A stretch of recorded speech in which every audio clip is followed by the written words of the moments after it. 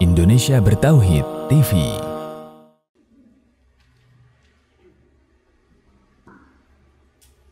Bismillahirrahmanirrahim. Assalamualaikum warahmatullahi wabarakatuh. Innal hamdalillah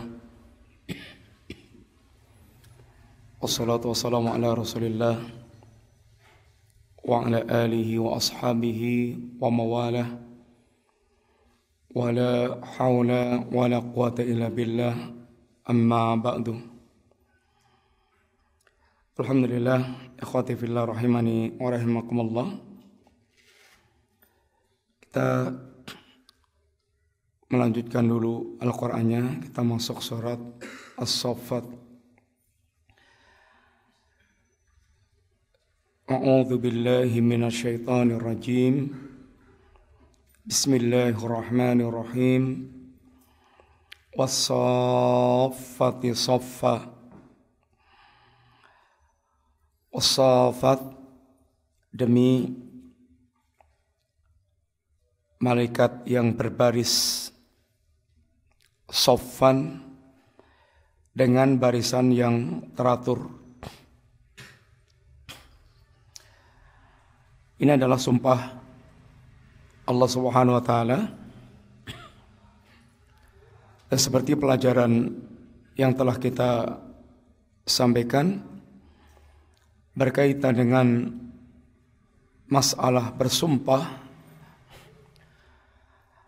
kalau Allah Subhanahu wa taala bersumpah, maka bebas mau dengan menyebut atau yang jadikan sumpah itu adalah keagungan Allah Ta'ala, atau yang Allah jadikan sumpah itu adalah itu makhluknya. Kalau atau adapun kita ini para hamba, kita tidak boleh bersumpah kecuali dengan nama Allah Subhanahu wa taala. Man halafa bi ghairillahi faqad asyrak. Barang siapa yang dia bersumpah dengan nama selain Allah, maka dia telah musyrik, telah menyekutukan Allah Ta'ala. Hanya di sana ada syirkun akbar, ada syirkun asghar.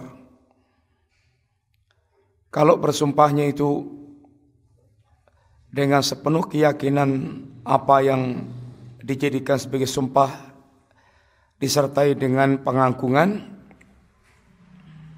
maka itu menjadi syirkun akbar. Pemanya demi Nyarokidul. Kemudian akidah tentang Nyarokidulnya itu sudah betul-betul mendarah mendaging dalam hatinya, pengagungannya sangat besar. Ini adalah syirkun akbar.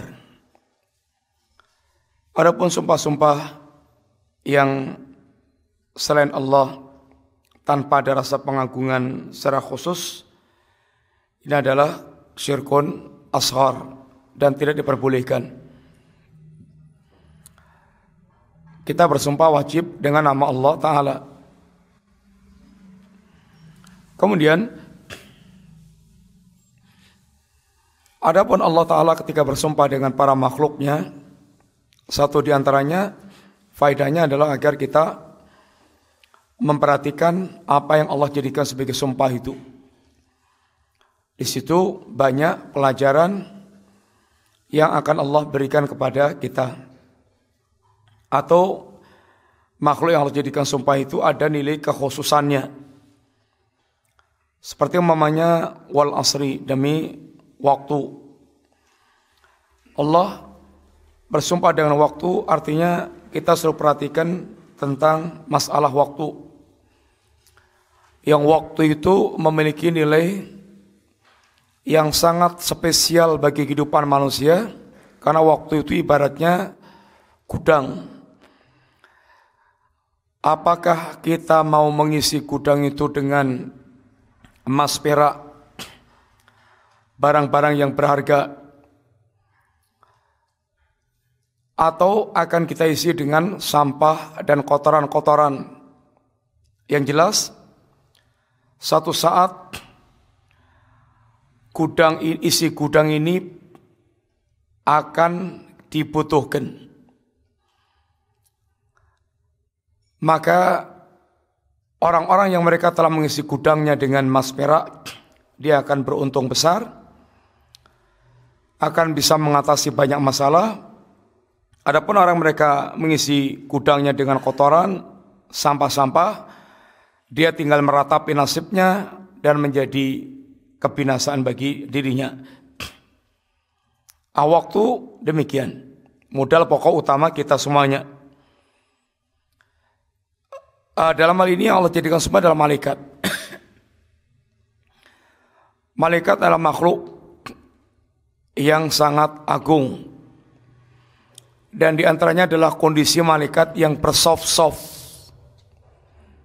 Sehingga ketika Nabi mengingatkan kepada para sahabat, ala tasuffu kama tasufful malaikah. Tidakkah kalian ingin bersoft-soft sebagaimana softnya para malaikat? Itu rapat, lurus. Ini termasuk diantara itu hal yang berkaitan dengan soft, keteraturan kita untuk bersoft. Dan Nabi juga ingatkan bahwa rapatnya soft itu berkaitan dengan persatuan jasad manusia, persatuan hati manusia. Maka ketika diingatkan itu agar merapatkan soft, istaqimu wa tadilu sawu sufufakum wala takhtalifu fatakhtalifu qulubakum atau qulubukum. Rapatkan soft, luruskan soft, hindari celah-celah soft. Jangan Anda berselisih soft, karena akan berselisih pula hati kalian. Perselisihan jasad atau perselisihan hati itu diantaranya ditandai dengan renggangnya jasad. Orang yang punya masalah hati, ada sesuatu dalam hatinya, dia akan sulit untuk merapat. Dia akan mencari tempat yang berbeda. Dia menghindar untuk merapat.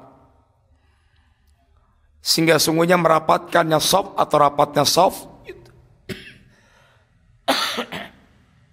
itu akan membantu, yaitu rapatnya hati manusia atau mencairkan hati manusia.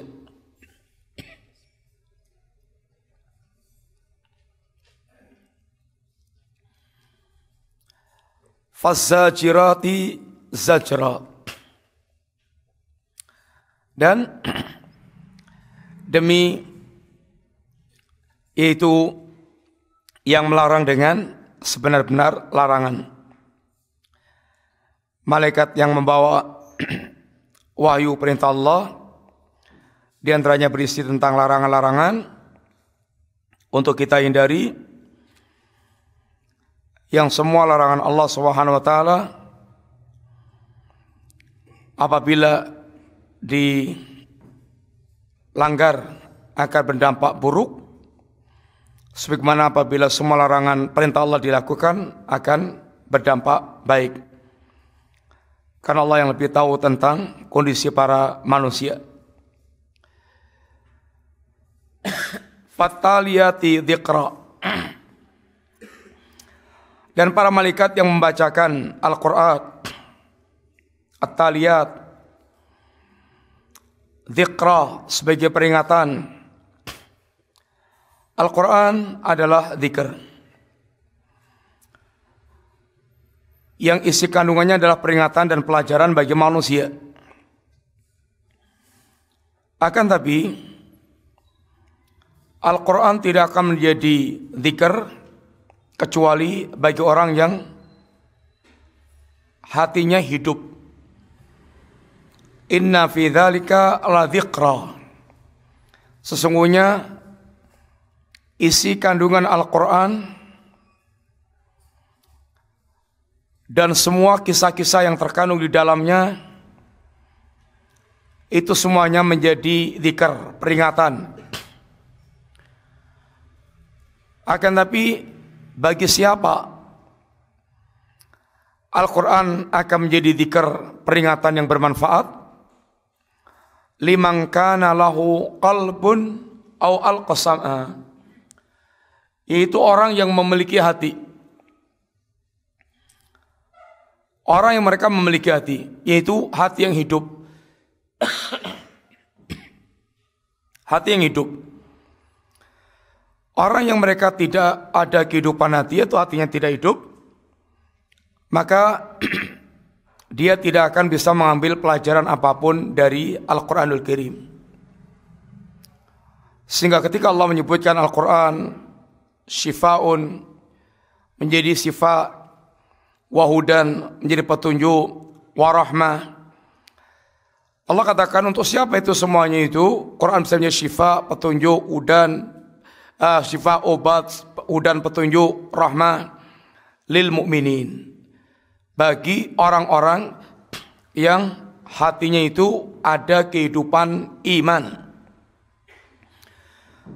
Adapun orang yang zalim, orang yang mereka tidak ada kehidupan iman dalam hatinya, yang dia hidupnya diwarnai dengan kezaliman, wala yaziduz zalimina illa khasara. Adapun bagi orang zalim, Al-Quran tidak menambah kecuali kerugian semata-mata. Demi malaikat yang datang dengan membawa peringatan, Al-Quran adalah dzikr. Kemudian Allah membawakan beberapa sumpah tersebut. Ya, sumpah-sumpah dengan malaikat-malaikat ini untuk mengantarkan pembicaraan tentang at-tauhid. Dalam rangka mengantarkan pembicaraan tentang tauhid. Inna ilahakum lawahid. Sesungguhnya sesembahan kalian adalah sembahan yang tunggal, wahid, ahad, satu-satunya, tidak ada sembahan yang lain selain Allah Subhanahu wa taala. Sumpah-sumpah yang Allah bawakan sebelumnya untuk mengantarkan pembicaraan, dan pembicaraan yang Allah bawakan di awal dengan beberapa sumpah menunjukkan tentang besarnya perkara tersebut.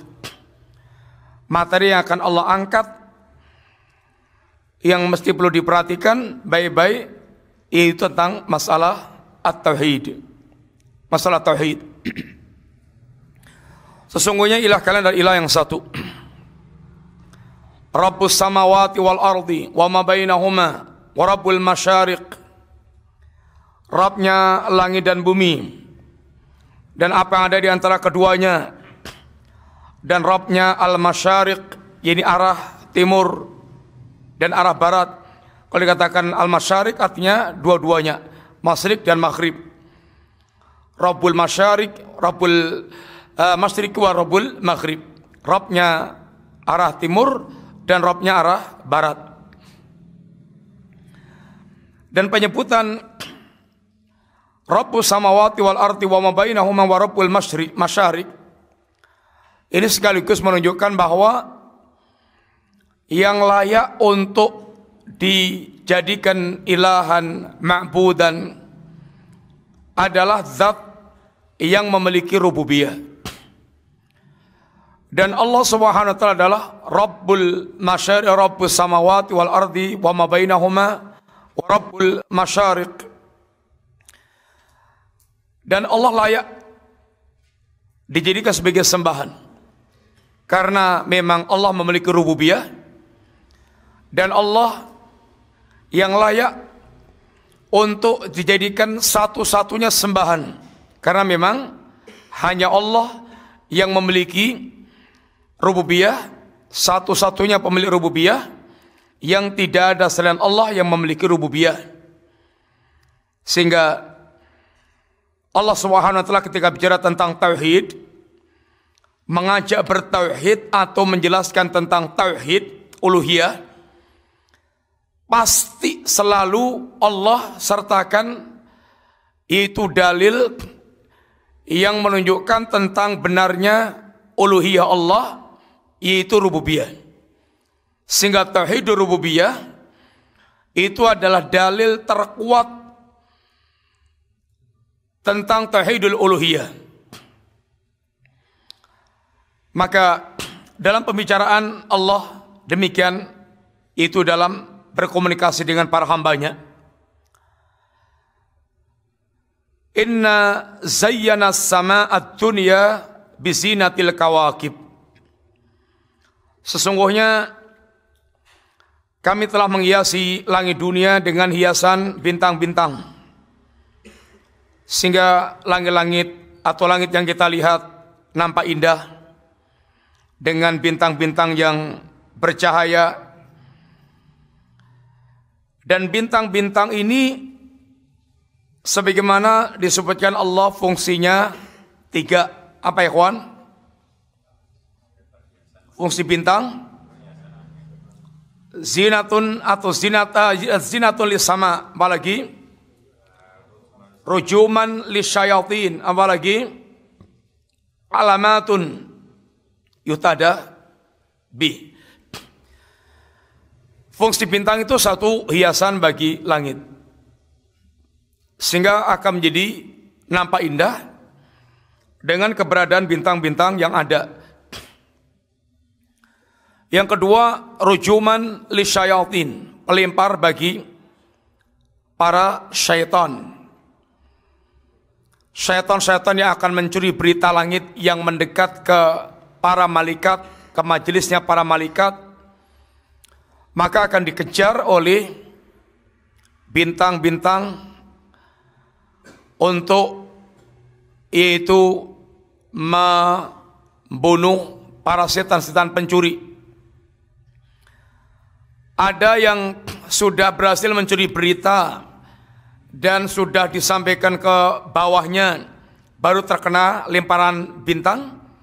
Ada yang belum sempat menyampaikan berita curiannya ke bawahnya, sudah terlempar oleh bintang. Kalau pencuri yang pertama berhasil mencuri berita langit, akan disampaikan ke bawahnya, bawahnya lagi, sampai ke telinga dan mulutnya para tukang sihir. Lalu para tukang sihir, para dukun ini, kahin, berita curian tadi dicampur dengan 99 kedustaan. Sehingga ketika dukun bicara dengan manusia, yang terkenang oleh manusia itu kebenaran yang pernah disampaikan oleh dukun. Kedustaan yang 99 itu dilupakan semuanya, yang dikenang adalah benarnya. Kan benar tau Mbak Dukun? Sehingga yang diingat benarnya itu. Dobosnya yang 99 itu semuanya dilupakan. Beda dengan Ustadz ternyata salah. Sehingga 99 yang benar salah sekali, itu yang diingat salahnya.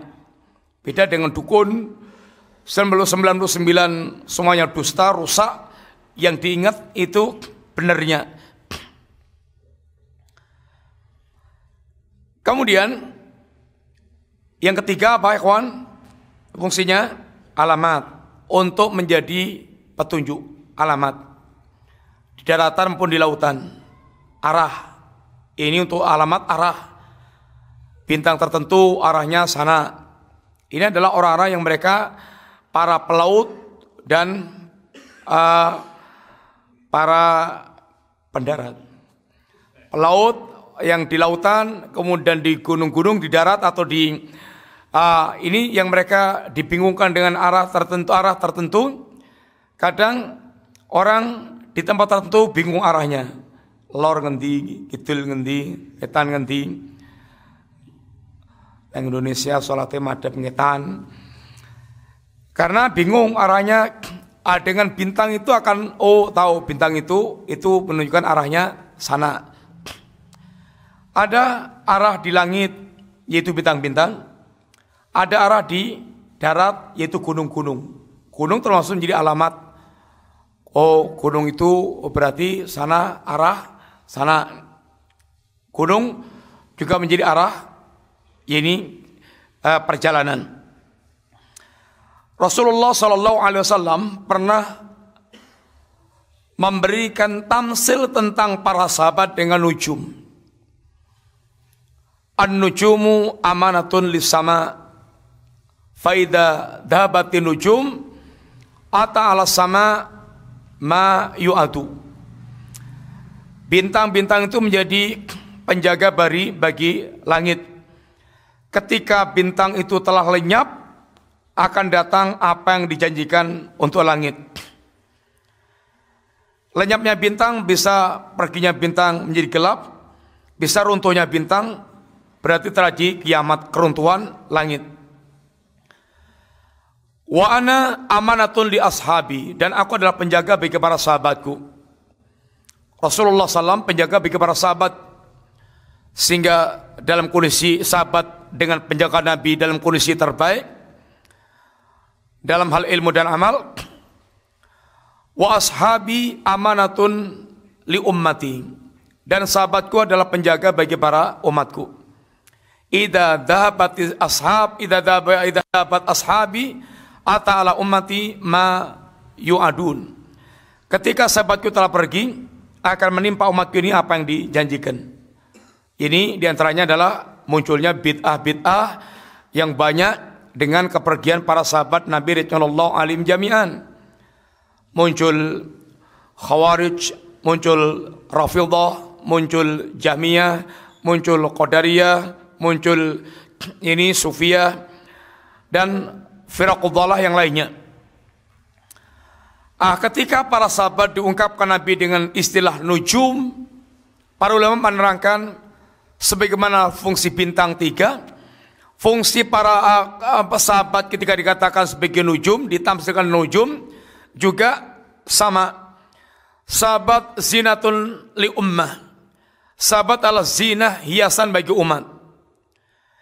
Generasi yang paling indah, yang paling bisa dibanggakan, paling bisa ini jadikan sebagai generasi yang paling indah, paling bagus ilmu dan amalnya, paling sempurna dalam membawakan agama, ya para sahabat Nabi radhiyallahu jami'an.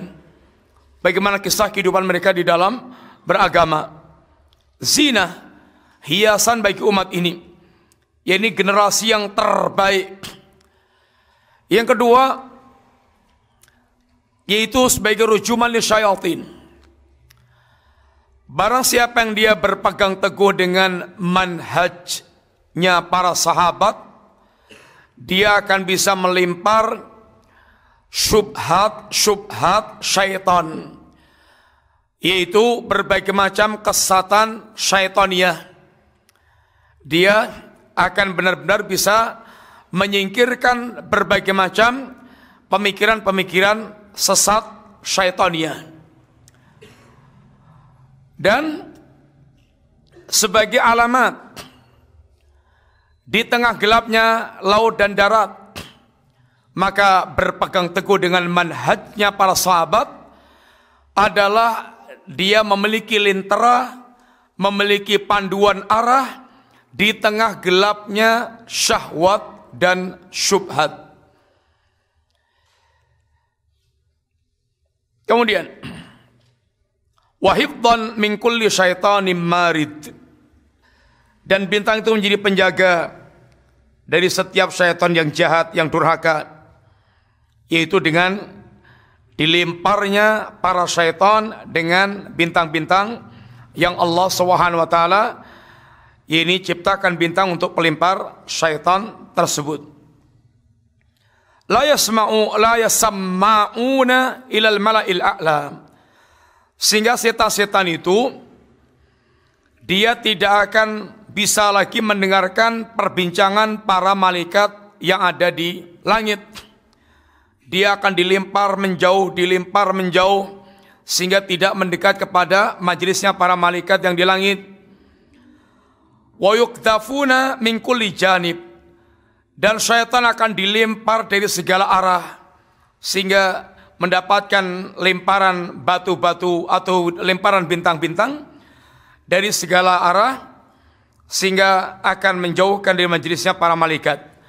Dulu sebelum zaman Rasulullah SAW, syaitan banyak yang melakukan pencurian berita langit, dan ketika telah diutusnya Nabi, maka banyak berkurang syaitan yang mencuri berita langit, karena Allah jadikan bintang-bintang itu menjadi pelempar bagi para syaitan.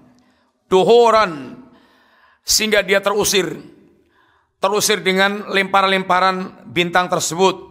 Walahum adzabun wasib, dan bagi para syaitan adalah azab yang menimpa mereka, azab yang kekal, azab yang keras yang ditimpakan Allah kepada para yakni syaitan.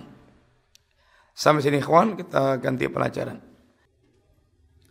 Pembahasan kita dari kitab Al-Aqidah Al-Wasithiyah.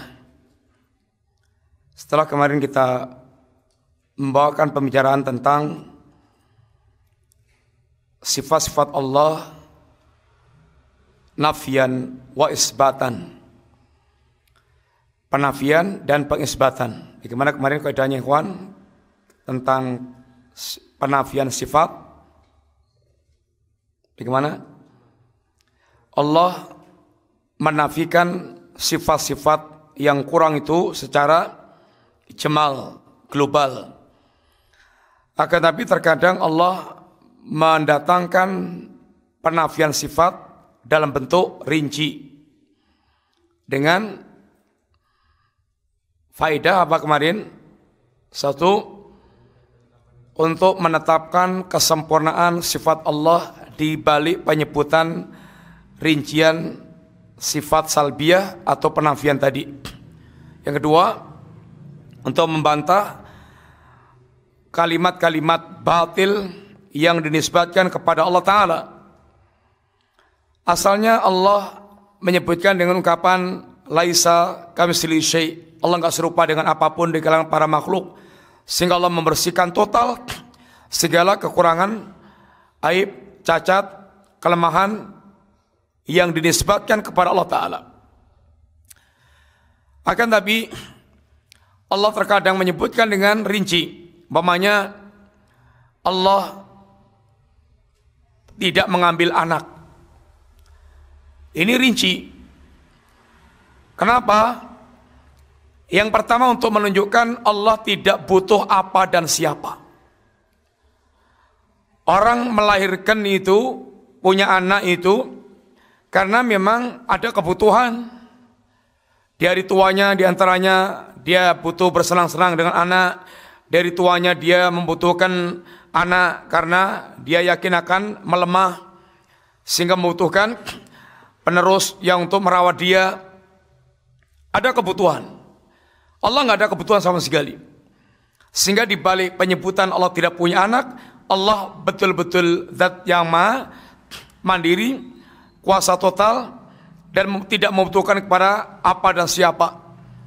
Yang kedua, dalam rangka membantah ucapan kalimat-kalimat batil yang diungkapkan oleh ahlul batil yang mengatakan Allah punya anak. Demikian pula ketika Allah membantah, Allah enggak capek. Karena ungkapan Yahudi diantaranya, Allah menciptakan langit dan bumi dalam 6 hari, lalu hari yang ke-7 Allah istirahat, kecapean. Maka Allah bantah dengan penegasan Allah, wa ma massana min lughub wa laqad khalaqnas samawati wal arda wa ma bainahuma wa ma massana min lughub. Kami Allah yang menciptakan langit dan bumi dalam 6 masa, dan apa yang ada di antara keduanya, dan Allah tidak tertimpa al-lughub, kecapean, kelelahan. Sekarang kita masuk pada ayat berkaitan dengan nama dan sifat Allah. Wa tawakkal, wa qauluhu subhanahu, dan firman Allah Subhanahu wa taala, wa tawakkal 'alal hayyil ladzi la yamut, wa tawakkal 'alal hayyil ladzi la yamut, dan hendaklah bertawakal kepada al-hayy, zat yang maha hidup, alladzi la yamut, zat yang tidak terkena atau tidak tertimpa kematian. Allah Subhanahu wa taala adalah al-hayyul ladzi la yamut. Allah zat yang hidup yang tidak menimpa kepadanya kematian. Yang menunjukkan Allah sedang menerangkan tentang kehidupan Allah yang sempurna. Kehidupan Allah yang sempurna, yang tidak tertimpa kematian sebagai akhir kehidupan. Abu Bakar As-Siddiq ketika hari wafatnya Rasulullah sallallahu alaihi wasallam, yang para sahabat betul-betul merasakan gelapnya hari saat wafatnya Rasulullah sallallahu alaihi wasallam. Anas bin Malik, beliau menceritakan, tidak ada hari yang lebih bersinar terang bagi penduduk Madinah melebihi hari ketika datangnya Rasulullah sallallahu alaihi wasallam.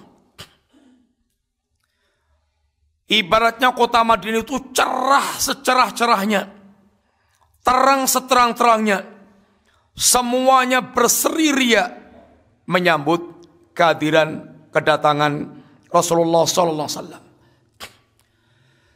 Sehingga kayak munculnya matahari yang memang sudah ditunggu-tunggu. Para sahabat Ansar bagaimana telah menunggu kedatangan Nabi dengan penuh kerinduan semenjak didengar Nabi telah menuju Madinah.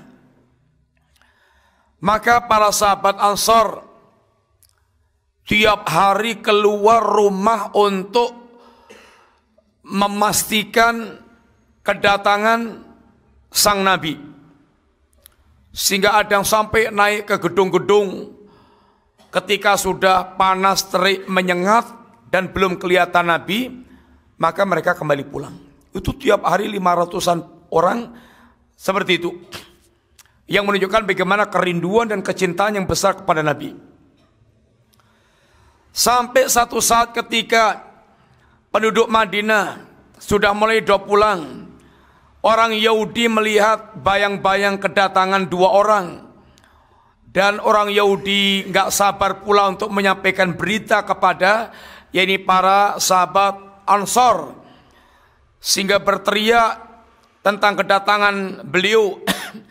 Seluruh penduduk Madinah dengan persenjataannya keluar rumah untuk mengawal Rasulullah sallallahu alaihi wasallam. Sebagaimana hari kedatangan beliau sangat membuat berbinarnya, bersinarnya, terang benderangnya suasana, di hari wafatnya beliau menjadi seperti gelap gulita. Umar ibn Khattab orang yang sesungguhnya sudah tahu tentang telah dekatnya wafatnya Nabi. Dengan alamat apa, ikhwan? Kisahnya di mana? Ketika Umar bin Khattab membawa Ibnu Abbas ke majelisnya para sahabat senior yang kemudian diprotes oleh para sahabat yang lainnya. Saya juga punya anak seumuran segitu tapi enggak saya bawa. Kemudian Umar ingin menunjukkan keunggulan Ibnu Abbas untuk yaitu mengungkapkan tafsir idza jaa nasrullahi wal fath.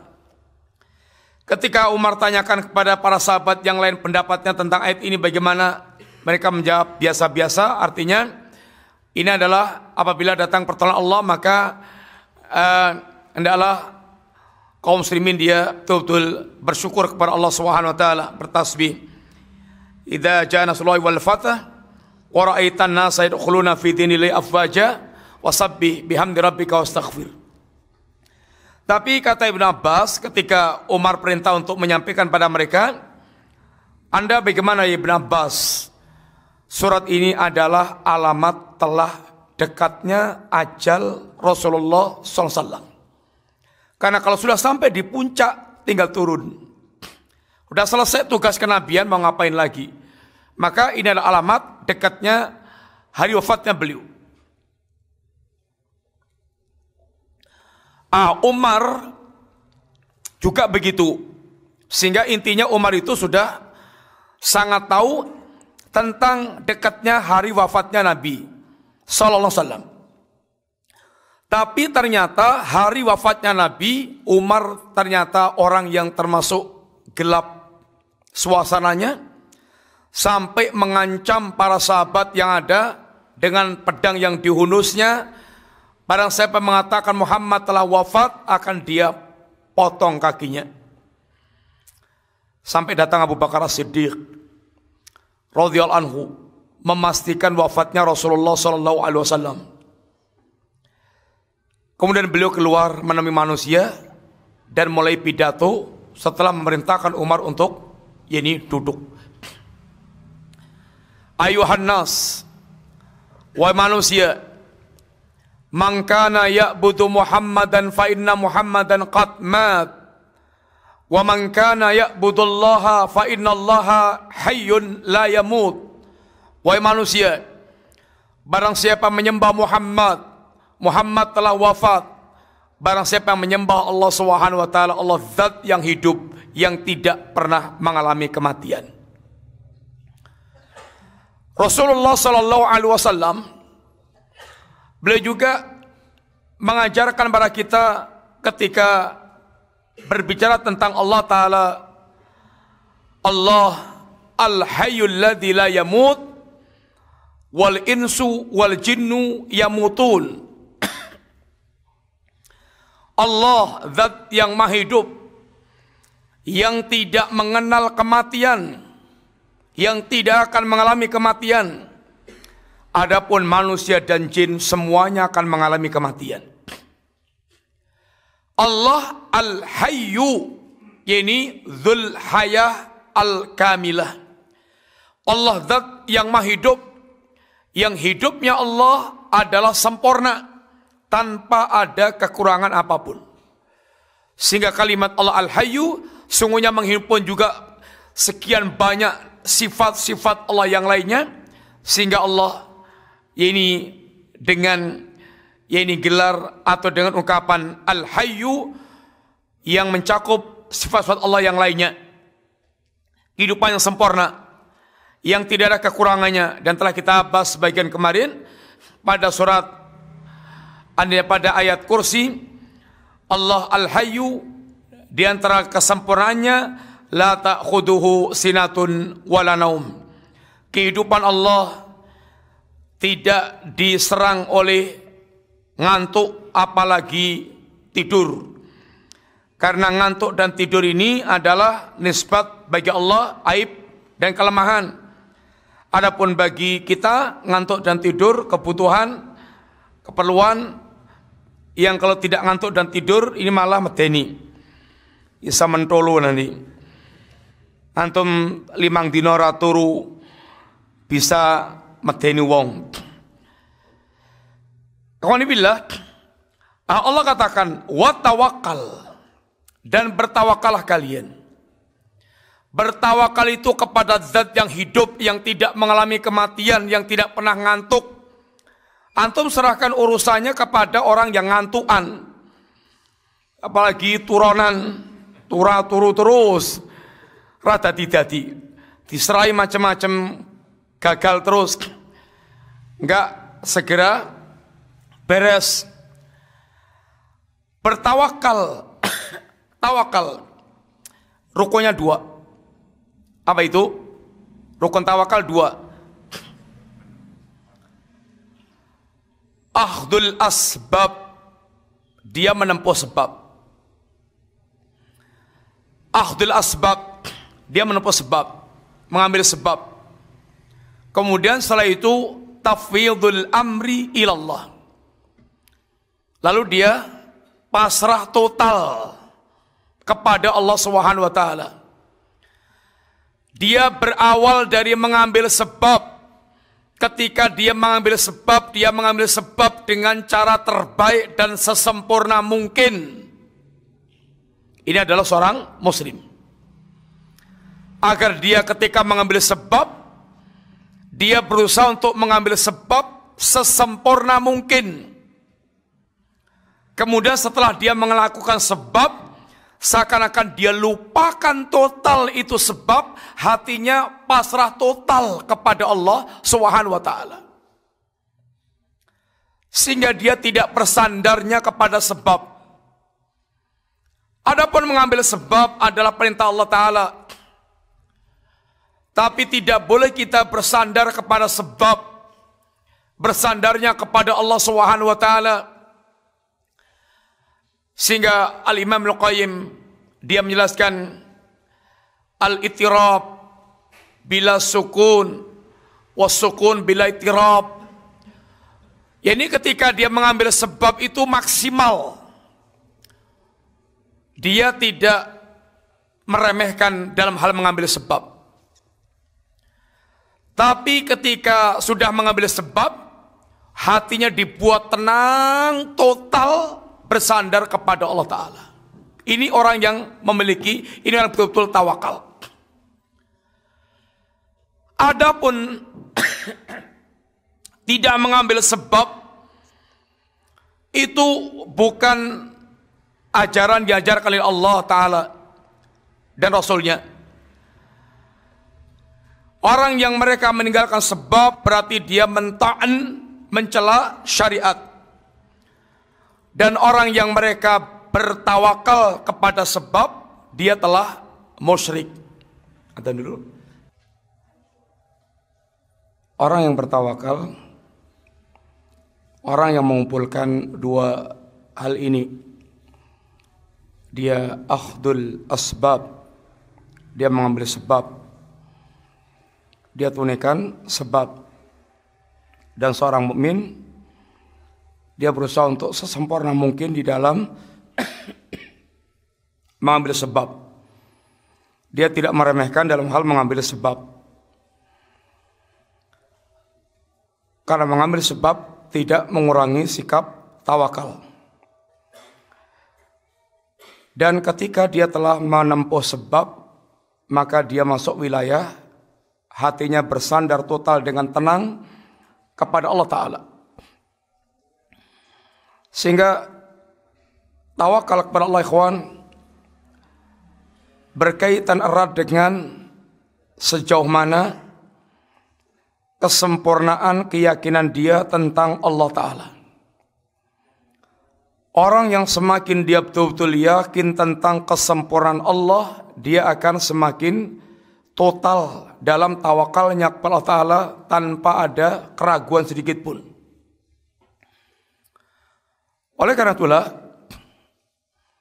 Allah pun menegaskan Wa may yatawakkal 'ala Allah fahuwa hasbuh. Barang siapa yang dia bertawakal kepada Allah, maka Allah akan mencukupinya.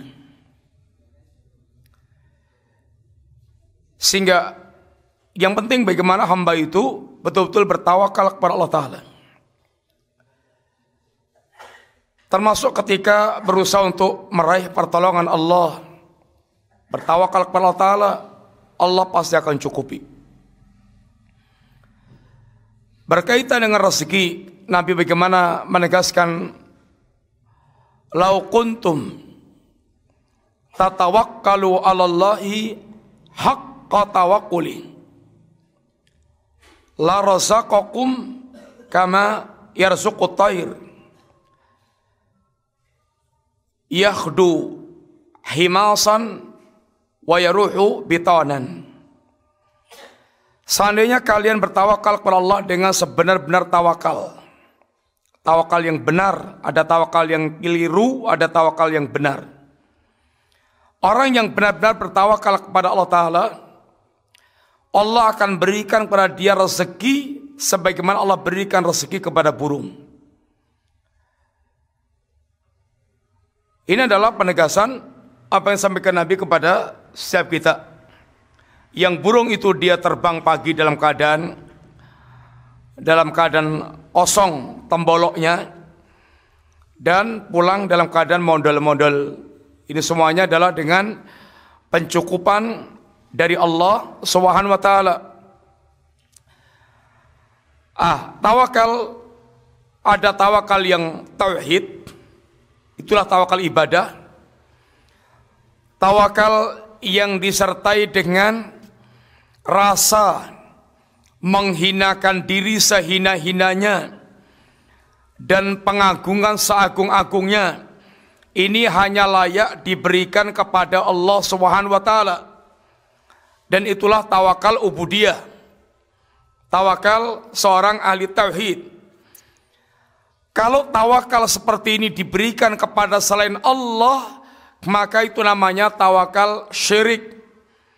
Tawakal kepada mayit yang sudah di kuburan, kepada orang mati malah bertawakal, kepada zat yang hidup yang tidak mengalami kematian malah tidak tawakal. Tawakalnya kepada mayit yang sudah dikubur. Maka Allah katakan, wa tawakkal 'alal hayyil ladzi la yamut. Kalau dengan isi kubur hatinya dediplaynya itu sempurna, tapi kalau dengan Allah malah tidak bersandar kepada Allah Ta'ala. Ada yang tawakal, tapi bukan tawakal, taukil, perwakilan, mewakilkan seorang. Taukil itu diperbolehkan, mewakilkan kepada seorang dalam suatu urusan tentu, yaitu dicari orang yang kira-kira bisa mengemban, menunaikan apa yang Anda kehendaki, mewakili Anda untuk menunaikan ini kebutuhan-kebutuhan Anda, mewakilkan. Mewakilkan ini tidak apa-apa, tapi kalau tawakal itu kepada selain Allah, ini bisa menjadi tawakal yang syirik. Ada tawakal yang masuk syirkul asghar, ini tawakal ini bersandar kepada makhluk dalam urusan yang makhluk itu memang ini memiliki kemampuan. Pemain istri tawakal para suami dalam urusan gaji, nggak boleh. Dalam urusan kehidupan, seakan-akan dia suami adalah sandaran hidupnya, ini adalah syirkun asghar. Ada demikian ikhwan, sekilas tentang masalah tawakal. Insyaallah kita lanjutkan bahasannya akan datang bismillah, masuk pada pembicaraan yaitu ayat Allah yang lainnya, sifat dan nama Allah Subhanahu wa Ta'ala. Al-Aqidah Al-Wasithiyah, yaitu menjelaskan tentang akidah Ahlussunnah secara umum, tapi secara khusus banyak bicara tentang asma dan sifat. Wassallallahu ala nabiyyina Muhammadin wa ala alihi washabihi wasallam. Assalamualaikum warahmatullahi wabarakatuh.